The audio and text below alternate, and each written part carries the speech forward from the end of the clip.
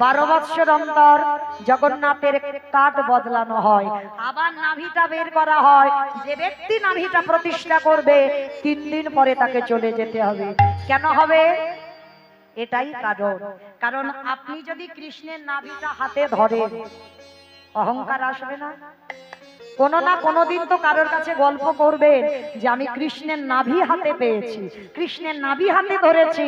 ভগবান বললেন ভক্তের মনে যাতে এই অহংকারটা না আসতে পারে, তার জন্য 3টে দিন এই ধরাই তাকে রাখবো, তারপরে তাকে আমি আমার করে নেব।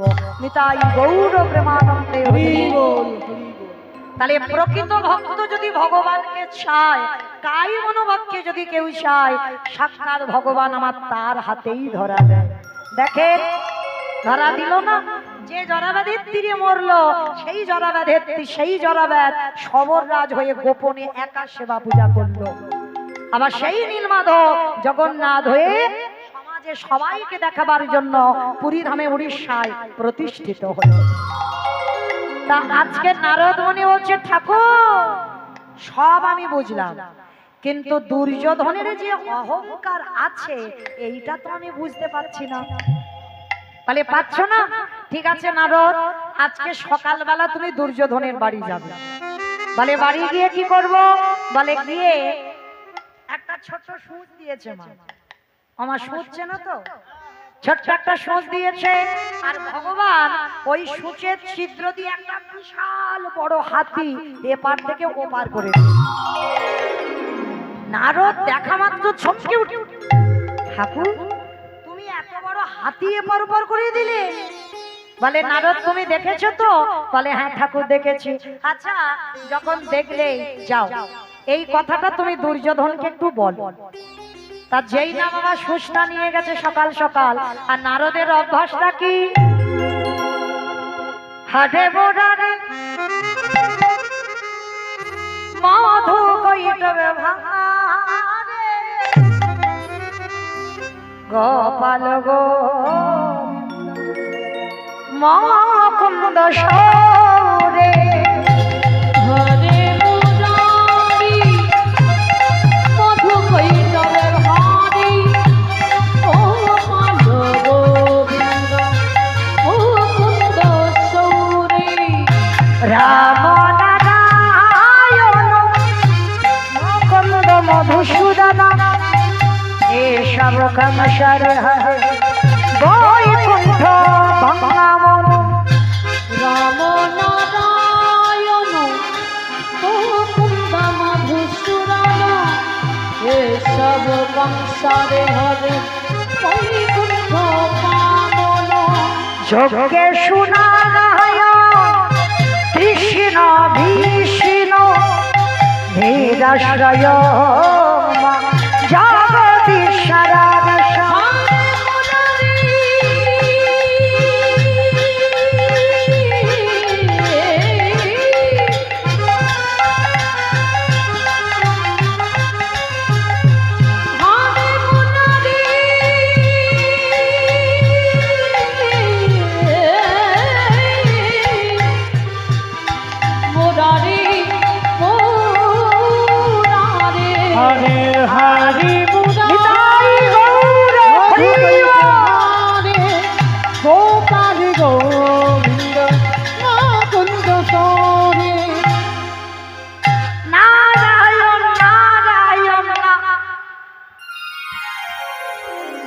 সকালবেলা দুর্যোধনের বাড়ি এসেছে, এসে ডাক দিচ্ছে দুর্যোধন। অমাইরা এই জায়গাটা একটু আস্বাদন করবে। যারা যারা একটু বড় লোক হয়, কান কিন্তু আগে মুলে নিচ্ছি, কাউকে উদ্দেশ্য করে বলছি না, একটু বড় লোক হলে পয়সা করি যদি জমা হয়ে যায় তার কিন্তু ঘুম সকাল সকাল মোটে ভাঙবে না। মানে মোটামুটি 7:30 8টা বাজবে। তা দুর্যোধন আরো বেশি, বাবা বলছে আরো বেশি, কারণ অভাব নাই, শুধু ঘুম চোখটা খুলবে আর ব্রাশটা করে বাজারের ব্যাগটা নেবে, বাজার চলে আসবে, রান্না বান্না হবে, খাবে, আর কোনো চিন্তা নেই। আবার ফেরে দুপুর বেলা ঘুম, আবার সন্ধ্যেবেলা ঘুম, তাদের তো চিন্তা নেই। তার দুর্যোধন অহংকারী ছেলে, একটু বেলা করে ওঠে আর নারদ মুনি গিয়ে ডাক দিচ্ছে, দুর্যোধন। মানে ভোর 4টের সময় গেছে, আর যেই না ঘুমটা ভেঙে গেছে ভোরের বেলা, দুর্যোধন দরজায় এসে দেখছে নারদ। কি চাও? এত ভোর ভোর আমার দরজায় এসেছে যে বড়, বলো কি চাও? সুচটা বের করেছে নারদ। আমার রেগে যাবে না? একে বড় লোকের ছেলে, কিছু অভাব নাই, সকালবেলা একটা সুচ দেখাচ্ছে। সুচটা নিয়ে বলছে, এই দেখো, দেখতে তোমার সাহস তো কম নয়, সকাল সকাল তুমি আমাকে সুচ দেখাতে এনেছো। বলে, সুচ দেখাচ্ছি না, এই যেটা দেখতে পাচ্ছ না, এই যে ছিদ্রটা দেখছো, আমার কৃষ্ণ এই সূচের ছিদ্র দিয়ে একটা বড় হাতি এপার থেকে ওপার করে দিল। আর যেই না কথাটা বলা, সঙ্গে সঙ্গে বাবা অহংকারী দুর্যোধন বলে বলেন, অপদার্থ, তোমার এত বড় স্পর্ধা, একটা সুতো এদিক ওদিক করা যায় না। কতবার বাবা তার চোখ বাঁধে, আর তোমার ওই দুদিনের ছেলে কৃষ্ণ, সে কিনা একটা হাতি এপার ওপার করেছে। ওই গল্পটা তুমি ভোরবেলা আমার ঘুম ভাঙিয়ে বলতে এসেছো? এই কে আছিস দাঁড়ি প্রহরী, এক্ষুনি গলা ধাক্কা দিয়ে কে বের করে দে। নারদ মুনি কোন রকমে প্রাণ ভয়ে বাবা বাড়ি থেকে বেরিয়ে গেছে। ভগবানের কাছে গিয়ে মাথাটা নিচু করে দাঁড়িয়ে আছে। কি ব্যাপার নারদ, মুখটা মলিন কেন? বলে, ঠাকুর বিশ্বাস করলো না। বলে, ঠিক আছে, করেনি তো কি হয়েছে, এবার তুমি যাও একবার পাণ্ডবদের কাছে ঘুরে এসো। বলে, ঠাকুর আবার যদি মেরে তারা করে? বলে, অসম্ভব, একবার যাও গিয়ে দেখে এসো। ভোরবেলা পরের দিন ভোর 4টের সময় পাণ্ডবদের দরজায় গেছে। আর বাবা যারা ভক্তি জগতে নেমেছেন, তাদের ঘুম ভোরবেলা ভাঙবেই ভাঙবে। সারাদিনের সেবা পূজা করবে, জানা তৃপ্তি পাবে। ভোরের বেলা যখন মঙ্গল আরতি হবে, এর মতো তৃপ্তি আর কোনো সময় পাবে না। সারাদিনে যত আরতি করো, যত খেতে দাও, কিন্তু ভোরের আরতির মতো শান্তি, ভোরের পরিবেশের মতো আর ভোরের বেলা সেবা পূজা করে যত তৃপ্তি পাবে, ওটা কোনো সময় পাবে না। আর পাণ্ডবরা এরা তো কৃষ্ণ ভক্ত, প্রত্যেকেই এরা ভোরবেলা ওঠে। আর 4টের সময় নারদ মুনি গিয়ে ডাকছে, অর্জুন, ভীম, নকুল, সহদেব, যুধিষ্ঠির। যেই না ডেকেছে বাবা, সবার প্রথমে মধ্যম পাণ্ডব ভীম দরজা খুলেছে। আহ্বানটা দেখো, নারদ মুনিকে দর্শন করে ষষ্ঠাঙ্গে মাটিতে দণ্ডবত প্রণাম। মায়েরা মনে রেখো, তোমরা যেন কোনোদিন শুয়ে পড়ে দণ্ডবত প্রণাম করো না, খবরদার, খুব অপরাধ। অনেক মায়েরা জানে না বাবা, করে ফেলে, দেখেছি। মাটিতে শুয়ে পড়ে দণ্ডবত প্রণাম, ওগুলো আমাদের নারী জাতিদের নয়, ওগুলো পুরুষদের। পুরুষদের মাটিতে শুয়ে পড়ে দণ্ডবত প্রণাম করতে হয়। আমরা নারী জাতি, আমাদের পঞ্চাঙ্গ প্রণাম করতে হবে। মাটিতে হাঁটুটা রেখে মাথাটা ঠেকিয়ে হাত দুটো মাটিতে ঠেকাও, এই পঞ্চাঙ্গ প্রণাম, 5টা অঙ্গ ঠেকিয়ে প্রণাম। আর পুরুষেরা ষষ্ঠাঙ্গে দণ্ডবত শুয়ে পড়ে প্রণাম। তো এই যে যখনই ভীম দণ্ডবত প্রণাম, আর প্রণাম করতেই বাবা নারদ মুনিকে প্রশ্ন করছে, মনে বল, আজ আমাদের সকালটা খুব ভালো যাবে, কারণ আপনার মতো মুনি বদন দর্শন। আগের দিনের ব্যবহার পরের দিনের ব্যবহারে তফাৎ দেখেন। মানুষ সবাই, কি বাবা ভুল বললাম? মানুষ সবাই, এখানে সবাই মানুষ, আমিও মানুষ, আমার সম্প্রদায় যারা দাঁড়িয়ে আছে, বসে আছে, সবাই মানুষ। দেখতে হলে হবে না, মানুষের মতো চেহারা, মানুষের মতো দুটো হাত পা হয়েছি মানে মানুষ না। যে ভক্তের হৃদয়ে মনুষ্যত্ব জ্ঞান নাই, যে ভক্ত গুরুজনদের সম্মান করতে জানে না, গুরুজনদের শ্রদ্ধা করতে জানে না, সাধুগুরু বৈষ্ণব চরণে নত হয় না, পিতামাতাকে শ্রদ্ধা ভক্তি করে না, তাকে বাবা সমাজ মানুষ বলে গণ্য করে না। শুধু লেখাপড়ার ডিগ্রি তৈরি হলে তাকে মানুষ বলে না। আগে তোমাকে মনুষ্যত্ব জ্ঞান অর্জন করতে হবে, তবেই তুমি মানুষ হবার যোগ্যতা অর্জন করবে।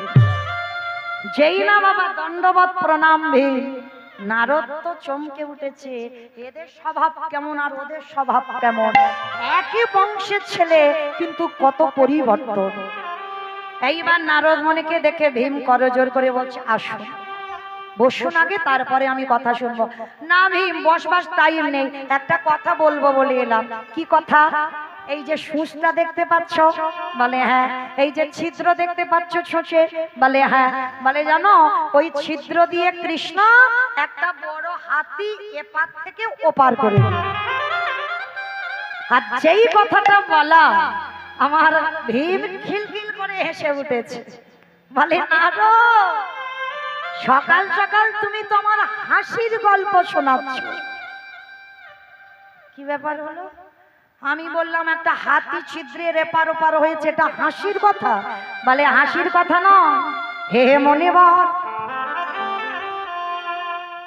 আমার কৃষ্ণ যদি মনে করে, আমার কৃষ্ণ যদি মনে করে,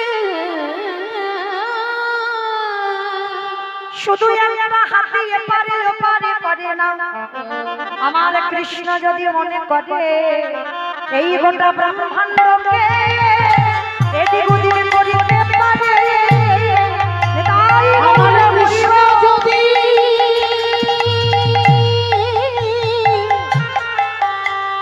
যদি মনে করে এই ব্রহ্মাণ্ডটা এদিক ওদিক করতে পারে। কি বললেন? ছিদ্রের হাতি না, কৃষ্ণ যদি মনে করে এই গোটা বিশ্ব ব্রহ্মাণ্ডকে ছিদ্রের এপার থেকে ওপার করতে পারে। আর তুমি তো একটা হাতির গল্প শোনাচ্ছ, তাহলে এটা হাসির গল্প হলো না? নারদ মুনি চমকে উঠল। এবার আমি বুঝতে পারলাম কেন আমার কৃষ্ণ দয়াময় পাণ্ডবদের হলো আর কেন আমার কৃষ্ণ 100 জনদের হলো। কারণ ওদের বিশ্বাস নেই, আর এদের যে হৃদয়ে পরিপূর্ণ বিশ্বাস। কারণ হাতি নয়, কৃষ্ণ মনে করলে বিশ্ব ব্রহ্মাণ্ডকে এদিক ওদিক করে। এইবার নারদ মুনি বলছে ঠিক আছে, এবার তাহলে আসি। দাঁড়াও দাঁড়াও, চলে তো যাচ্ছ, আমার ভগবানের কাছে তো তুমি থাকো। হে মনিবর, তোমার কাছে আমাদের পাণ্ডবদের একটা নিবেদন, তুমি কৃষ্ণের সনে যদি দেখা আমার কৃষ্ণকে একটা কথা বলে দিও। ঠিক আছে, বলো কি বলতে হবে? বলে অন্য কিছু নয়, সে যেন আমাদের কথা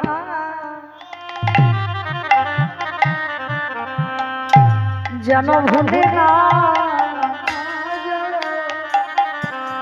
বলি আর তো কিছু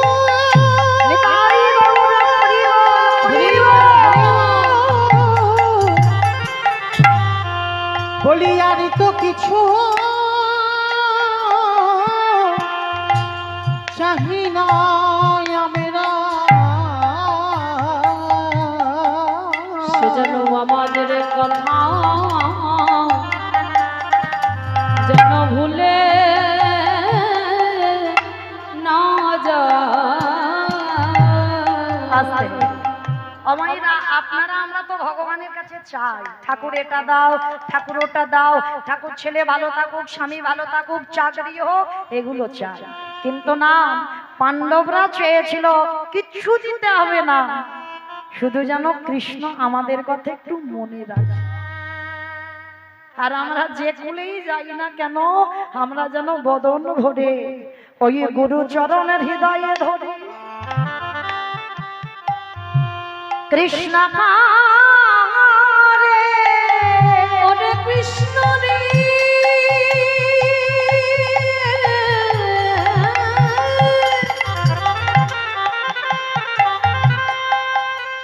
একবারে গুরু চরণ হৃদয়ে ধরে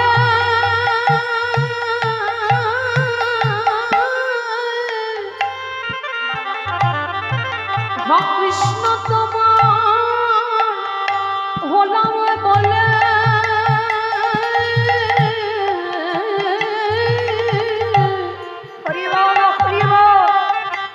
যদি ওই চরণে তার মন প্রাণ সব সপে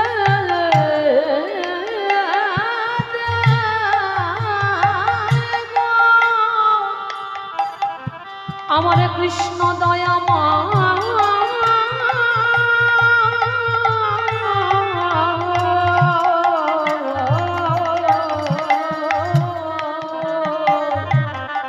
ভেবে বলল কৃষ্ণ রে, আজ নারদ মুনি এসে দেখে গেল, এসে দেখে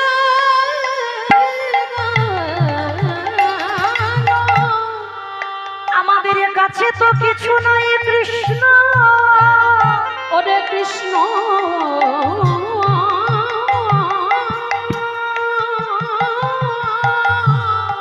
আমাদের শুধু রইল হৃদয়ে ভরা প্রেম ভক্তি, তাই কৃষ্ণ তোরে কাছে জানিয়ে রাখা আমাদের যা আছে তাই আমরা তোমায় দিলাম। আমাদের আরো কিছু ও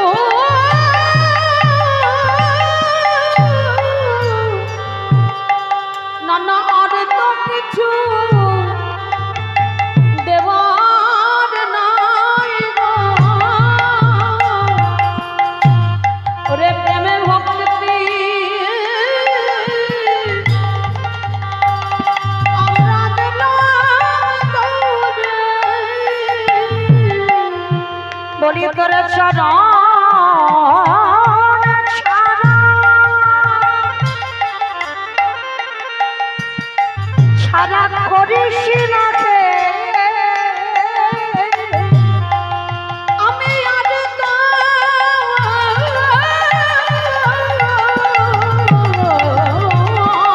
কিছু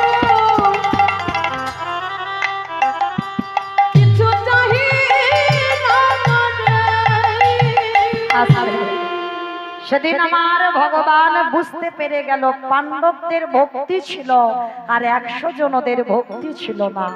তাই আজ নারদ মুনি গিয়ে বলল, প্রভু তাহলে যে সম্পদ ধরলে তোমায় পাওয়া যায়, আমি নারদ আগত কলিযুগে যাব, আমার নাম হবে শ্রীবাস পণ্ডিত।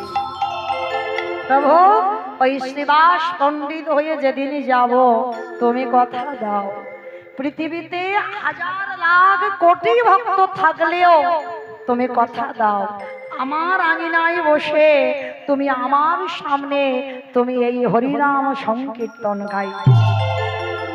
তাই সেই চৈতন্য মহাপ্রভু একটা দিনে যে দিনটা ছিল বাবা একাদশী তিথি, এই যে হরিনাম যজ্ঞ আপনারা করেন, আপনারা শোনেন, এই হরিবাসর প্রথম শ্রীবাস অঙ্গনে হয়েছিল একাদশী তিথিতে, যেটা হচ্ছে হরির বাসর।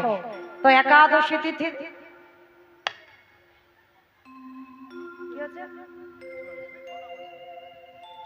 একাদশী তিথিতে হরির বাসর তৈরি হলো। আর সেই হরিবাসরে সারা রাত কীর্তন করে সকালবেলা প্রভু আমার প্রত্যেক দিন ভক্তদের সঙ্গে নিয়ে নগর ভ্রমণে যায়। আজও যাচ্ছে, কেমন ভাবে জানো? ভগকামিনী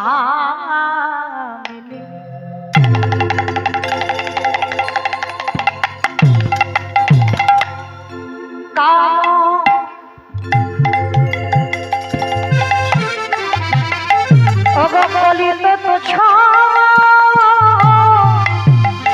মানস ওগো কামিনী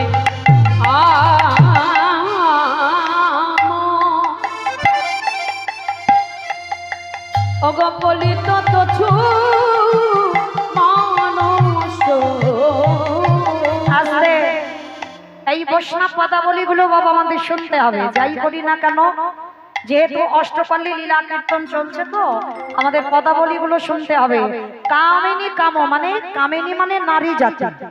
তো মহাপ্রভু দুপুর বেলা ঠিক ভর দুপুর বেলা ভগবানের অঙ্গটা কেমন, হেম মানে স্বর্ণ, ভগবানের অঙ্গ কান্তিটা যেন মা সোনার মতো, মানে হেম শয়ে অতি গোরা সুমধুর হাসুত্তরা জগজন নয়ন আনন্দে, মানে ভগবানের অঙ্গ কান্তিটা সোনার মতো। ও মাইরা বাহ্যিক জগতে সোনা পড়লে অহংকার আসে, আসে না? তুমি যদি বাবা সারা অঙ্গে সোনা পরে থাকো বাহ কামিনী কাম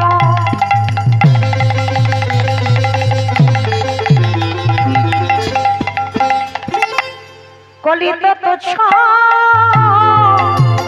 মানস কামিনী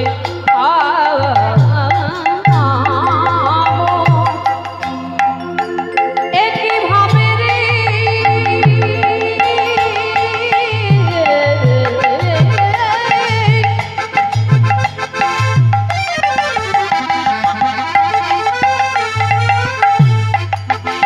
আমার গৌর হে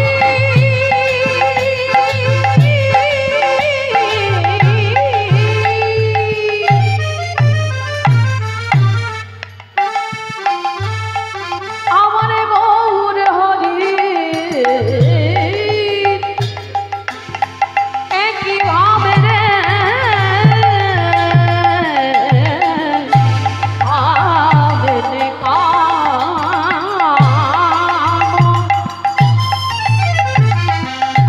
কলিত তছু মানুষ আজ গতি অজু গজজিনী মমন্ত আমার বন্দে গজদিনী মন্ত আস্তে আমার প্রভুর দুপুরবেলা ভাবটা নারী ভাব মানে কোন ভাব এখন বাবা আমাদের গৌরচন্দ্র হচ্ছে না গৌরচন্দ্রিকা যেমন আমার পরে যখন গোষ্ঠলীলা হবে তখন হবে গৌরচন্দ্র কেন যেখানে আমার কৃষ্ণ নিয়ে আলোচনা হয় সেখানে হয় গৌরচন্দ্র আর এখানে আমার রাধারানীর ভাবটা প্রকাশ তাহলে মহাপ্রভুর শরীরে রাধা ভাব কারণ দুপুরবেলা ঠিক সোনার মতো অঙ্গ নিয়ে দুপুরবেলা যাচ্ছে কোথায় এমন করে যাচ্ছে সুরধ্বনির তীর ধরে দেখে মনে হচ্ছে বাবা গতি অজু গজজিনী মন্দ গজদিনী মন্দ প্রভু আমারে হেলে দুলে চলেছে গো প্রভু হেলে দুলে চলেছে বলি কি না ভাবে আজি উদয় হলো হেলে দুলে চলেছে গো আস্তে অমাইরা গজ মানে কি গো ময়ূর ময়ূর গজ মানে ময়ূর মাথা গরম হয়ে